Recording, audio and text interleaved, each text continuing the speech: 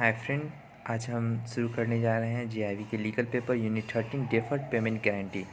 आइए देखते हैं। सबसे पहले डेफर्ड पेमेंट गारंटी के बारे में इंट्रोडक्शन इसका देखते हैं। सबसे पहले इंट्रोडक्शन यहाँ पे सबसे पहले जानते हैं डेफर्ड पेमेंट गारंटी होता क्या है। तो डेफर्ड पेमेंट गारंटी यहाँ देखिए, now we had touch this type of guarantee while studying bank guarantee we shall deal with it here in more detail since this type of guarantee is regularly issued by banks. Deferred payment guarantee. Deferred payment guarantee actually में ये ऐसा guarantee होते हैं जहाँ पे जो एक buyer होता है और एक सेलर। जब बायर किसी चीज़ को ख़रीदने के लिए सेलर के पास मान लीजिए बायर 100 पीस मोबाइल परचेज करना चाहता है। जो बायर मान लीजिए बायर बहुत छोटा है और 100 नहीं, ये तो बहुत छोटा हो गया एग्जांपल। चलिए मान लेते हैं बहुत बड़ा से 1 लाख 1 लाख से ज़्यादा 1 लाख मोबाइल परचेज़ करना चाहता है जिसकी कीमत बहुत ज़्यादा हो गई। अब उसके पास उतने पैसे हैं नहीं बायर के पास कि वो इतना ख़रीद सके। तो इसके लिए वो क्या करेगा, बैंक के पास जाएगा। बैंक के पास जाके बोलेगा कि मेरे को एक ऐसी गारंटी आप दीजिए जिसमें मैं पैसा आपको धीरे धीरे करके दे सकूं, क्योंकि अभी मेरे पास उतने पैसे नहीं हैं, लेकिन हमको इतने मान लीजिए 1000 मोबाइल ख़रीदने हैं सप्लायर से, जो कि मान लीजिए कोई है ए और बी कुछ भी।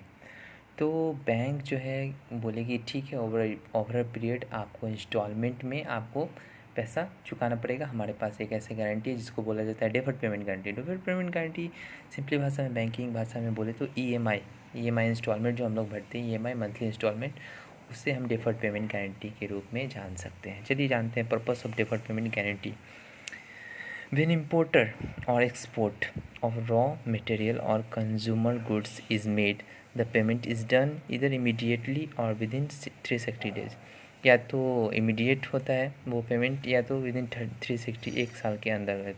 जब क्या होता है, इम्पोर्ट और एक्सपोर्ट ऑफ रॉ मटेरियल या consumer goods is made, the payment is done इधर इमीडिएट और 360 days. The period is called short term.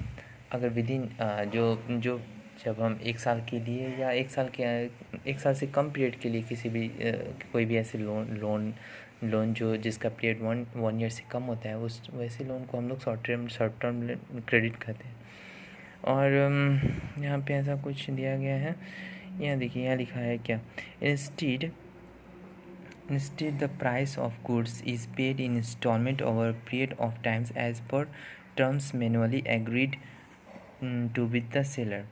जब बायर सेलर से कोई ऐसे कॉन्ट्रैक्ट पे साइन करता है जहाँ पे वो बायर को जो पैसा है जो एक इंस्टॉलमेंट में और ओवर पीरियड कुछ साल के लिए जब पैसे धीरे धीरे करके वो चुकाएगा इंस्टॉलमेंट में, उसे ही आप डेफर्ड पेमेंट गारंटी, जैसे कि मैंने अभी आप कहा था वही आप ये बता रहा है। यहाँ पे देखते हैं, in a deferred payment guarantee third party mostly bank and financial, जैसे थर्ड पार्टी का होगा, बायर और सेलर के अलावा जो थर्ड पार्टी होगा इसमें मोस्टली वो फाइनेंशियल इंस्टीट्यूशन जैसे कि बैंक हो सकते हैं या कोई एक ऐसा हो सकता है। This guarantee ensure timely payment of installment to the seller exporter. ये क्या कहता है, ये गारंटी क्या इंश्योर करता है कि जो सेलर को जो पैसा मिलेगा वो टाइमली मिल जाए। अगर ये फेल करता है तो क्या होगा, जैसे Fehling which the guarantee can be invoked and payment received.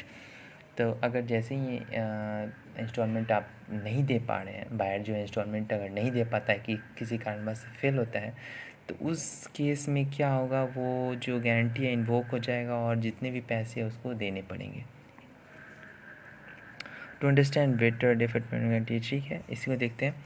Method of payment क्या होता है। डेफर्ड पेमेंट गारंटी आपको जो होता है 1 साल से लेकर 7 साल के बीच में वो यहाँ पे बताया गया है। इस चीज़ को भी हम देखते हैं। In a contract for import of goods on deferred payment terms, the importer is required to make payment in installment over a period of time which में range from 1 year to 7 years. उसका range कितना हो सकता है, जो buyer जो है seller को कितने साल में वो अपने इंस्टॉलमेंट में पैसा दे पाएगा, मतलब देना है उसको, कितना इंस्टॉलमेंट में देना है। तो वो पीरियड जो है वो उसका रेंज जो होता है वो 1 साल से लेकर 7 साल के बीच में होता है। बहुत इम्पॉर्टेंट है, इसको आप याद कर लीजिए। 1 साल से 7 साल के बीच में जो रेंज होती है वो मेथड ऑफ पेमेंट जो होती है डेफर्ड पेमेंट का इंस्टॉलमेंट जो होता है 1 साल से 7 साल तक होता है, ठीक है। अब देखिए, advance payment of 10% to 15% of the price of good is made by the buyer. Buyer जो होता है एडवांस पेमेंट 10 से 15% जो होता है एडवांस पेमेंट करता है प्राइस ऑफ गुड्स, जो भी प्राइस गुड्स का जो भी प्राइस है उसका 10 to 15% वो एडवांस पेमेंट कर देता है बायर, ठीक है। उसके बाद another 10% to 15% on receipt of document under letter of credit. अब बैंक लेटर ऑफ क्रेडिट ला के मतलब दे दी बैंक, जैसे ही एलसी भी हम लोग पीछे पढ़े थे, उसके लिए भी हम एक वीडियो अपलोड करेंगे आपके लिए। एलसी में क्या होता है, जब बायर जो होता है बैंक के पास जाता है, इशूइंग बैंक के पास जाता है और एक एलसी ओपन करता है, एलसी ओपन करने के लिए डिमांड करता है, फिर वो क्या होता है, इशूइंग बैंक जो है एडवाइजिंग बैंक को एलसी ट्रांसफॉर्म करता है। वो इशूइंग एडवाइजिंग बैंक क्या करता है, वो सेलर को वो एलसी दे देता है। तो इससे क्या होता है, सेलर को लगता है कि चलो ठीक है, बायर को एक गारंटी सेलर को एक गारंटी मिल गया। बायर मतलब ये सामान खरीदना है, बीच में बैंक इन्वॉल्व हो जाता है। उस केस में क्या होता है अपना, तो जो एलसी होता है यहाँ पे क्या बोल रहा है, देखिए एलसी के बारे में क्या बोला है, जो डॉक्यूमेंट रिसीव करता है another 10 to 15% on receipt of document under letter of credit.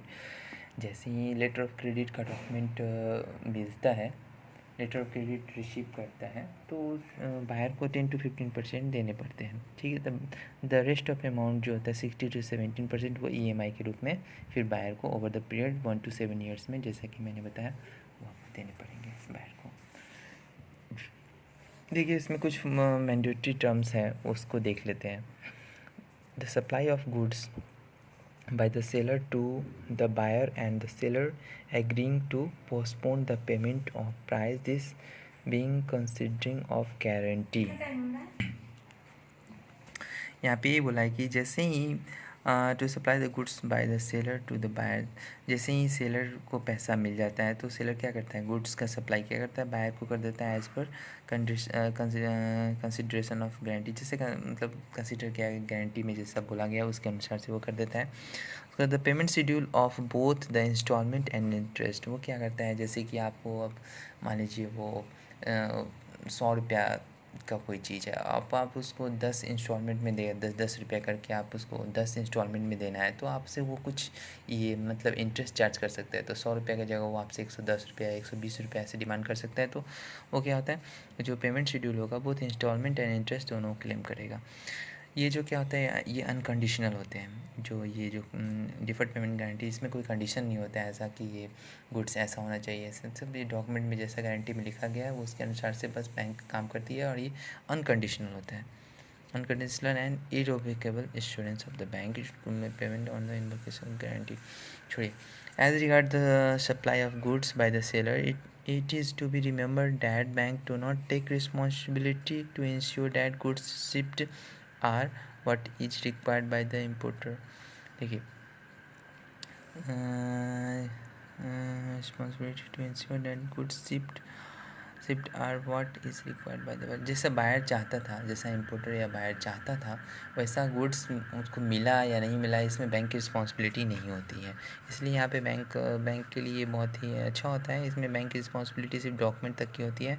वो हाँ, बैंक बायर ने वो गारंटी ली कि हाँ ओवर द पीरियड इंस्टॉलमेंट में ये पेमेंट को ये चुकता करेंगे, पेड करेंगे।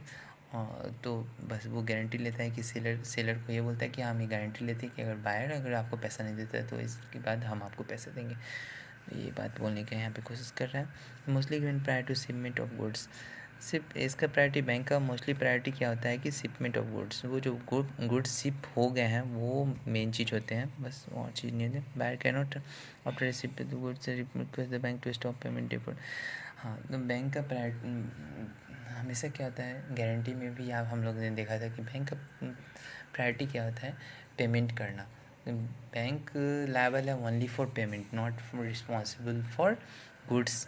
गुड्स मतलब किस तरीके का सामान है, कैसा सामान है, कुछ सामान में कुछ खराबी है, ऐसा है कुछ नहीं। डॉक्यूमेंट्स अच्छा है, बस everything is good. Bank liable वहाँ पे नहीं होगा अगर डॉक्यूमेंट्स ठीक है तो। As per the guarantee, the bank has given an unconditional and irrevocable assurance to the seller. Bank जो गारंटी देता है वो अनकंडीशनल होता है, इसमें कोई कंडीशन नहीं होता है कि हाँ आपको हमको ऐसा सामान चाहिए तभी हम आपको पैसा करेंगे, ऐसा कुछ नहीं होता, अनकंडीशनल होता है और इररिवोकेबल एश्योरेंस देता है सेलर को, एक्सपोर्टर को। Banks liability in a bank guarantee is primary. हम लोग ने पढ़ा था कि बैंक गारंटी में पढ़ा था कि बैंक का जो लाइबिलिटी होता है वो प्राइमरी होता है एंड इंडिपेंडेंट, और इंडिपेंडेंट भी होता है, वो स्वतंत्र होता है, ना तो बायर से ना तो सेलर से किसी तरीके से वो बंधा नहीं होता है, वो स्वतंत्र होता है। ठीक है, यही है आपका, ये आप अच्छे तरीके से एक बार रीडिंग कर लीजिए, मैंने आपको पढ़ा दिया। और आइए एक क्वेश्चन देख लेते हैं, which of the following statement is false. तो फॉल्स यहाँ देखिए, ये देखिए इसमें ये दूसरा देखिए, deferred payment guarantee is mostly based on a primary contract between buyer and seller. ये जो डेफर्ड पेमेंट गारंटी होता है मोस्टली क्या होता है, ये बायर और सेलर के बीच में प्राइमरी कॉन्ट्रैक्ट ही का काम करता है। तो ये ट्रू है, बाकी सब फॉल्स। आप इसको एक बार अच्छे से पढ़ लीजिएगा। और इसमें देखिए इसमें कौन सा करेक्ट है, तो इसका है देखिए ये सारे करेक्ट है।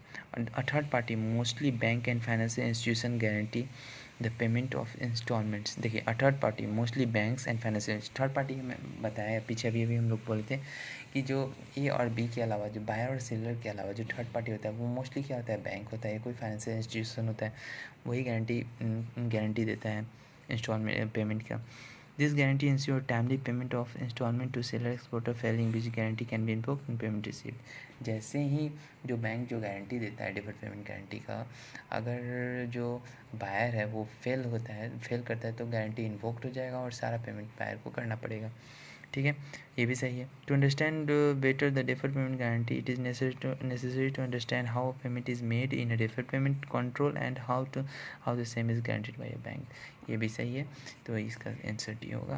आप इसको थ्रू आउट एक बार चैप्टर को पढ़िए और मिलते हैं नेक्स्ट चैप्टर में। नेक्स्ट चैप्टर हमारा law relating to the bill and finance. जल्दी से मैं ये इस चैप्टर को भी अपलोड करूँगा। ठीक है, गुड नाइट, थैंक यू।